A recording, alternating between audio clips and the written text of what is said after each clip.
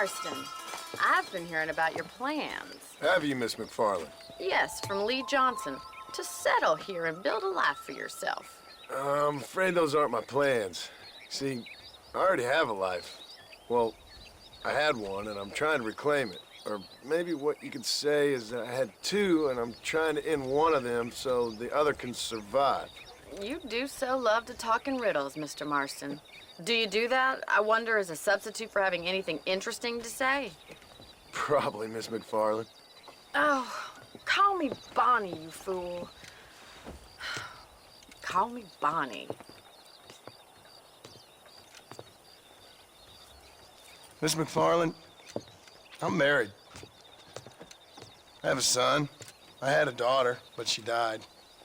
Years before that, I rode in a gang. We robbed banks, trains, held people ransom. We killed people we didn't like. Bill Williamson was in that gang. Now, if I don't capture my former brother in arms, great harm will befall my family. Now, I don't suppose any of this is very interesting to you, but I hope it explains why I wasn't so eager to talk about it. No, I do understand. I had no idea. You poor man. Even in this new country, memories don't really fade. My father was an illiterate Scot born on the boat into New York. He never saw his homeland, but to hear him talk about it, you'd imagine he only ever ate haggis and wore a kilt.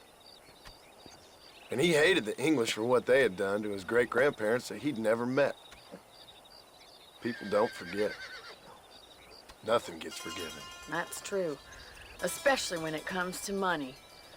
And you know, even now, after all his labors, my father's debts are still terrible. I worry every day about us losing the ranch.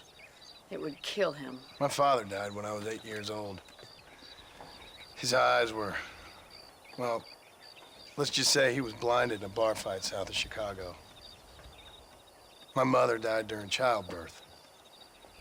She was a prostitute, and he was her, well, I don't know what he was. So I was sent off to an orphanage and ran away and fell in with a gang. My word. What a difficult life you've lived. The leader of the gang taught me how to read, taught me how to see all that was good in the world. He was a great man in a way. But you killed people. Sure. And I've suffered for it. And that's the life I left, or tried to leave. Said too much, Bonnie. I'm an uneducated killer, sent here to do all I can do well. Kill a man in cold blood so that another man may do his part to cut crime in an area, and a rich man can be elected governor on the back of these promises. Civilization is a truly beautiful thing, Mr. Marston. Listen, can you help me? Well, I can try. What do you need, money? No, nothing so complicated. I need an extra hand to take out the herd to pasture. Sure. Point me in the right direction.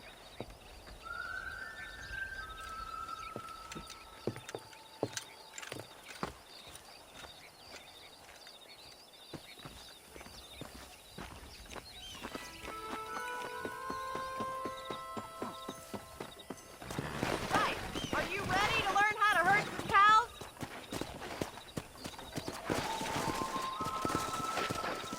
Come on! Easy.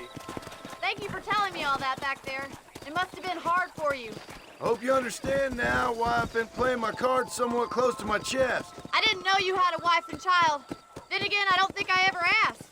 They're lucky to have a man like you. I ain't so sure about that, but thank you.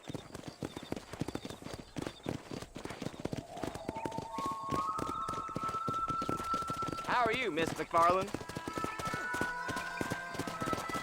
Whoa!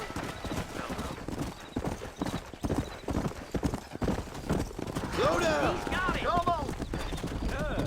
Yeah, that's it!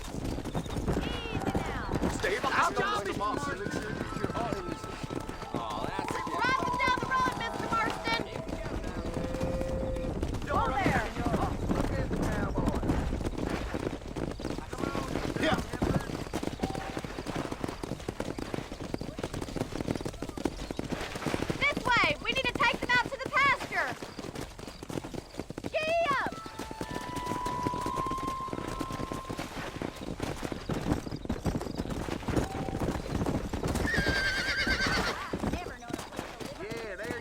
Come on. Slow it up now. Hey.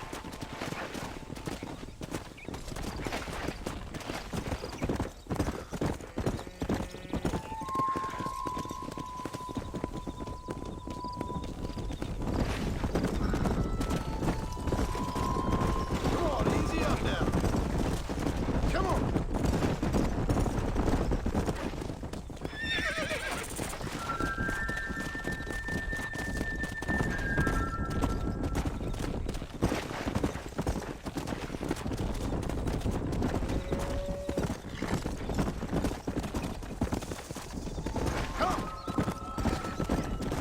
Nail it down. Good. Now we need to move this entire herd out to the far pasture for grazing.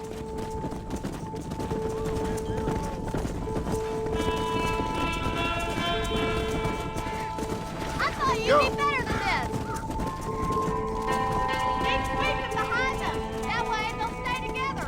I wouldn't say you're a natural herder.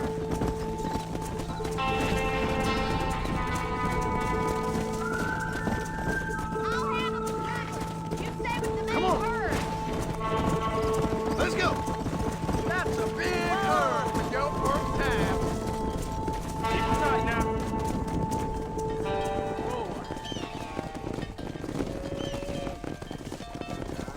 You're not bad with the herd. Ranching might be your true calling, Mr. Marston. Either that, or you were a cow in a past life. Thank you, Miss McFarland. I'll see you later. I have work to do back at the ranch.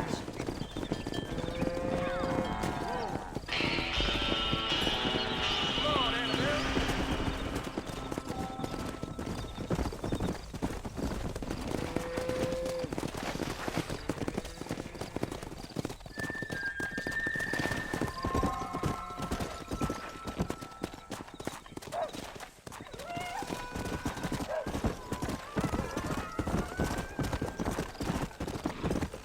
Let's go.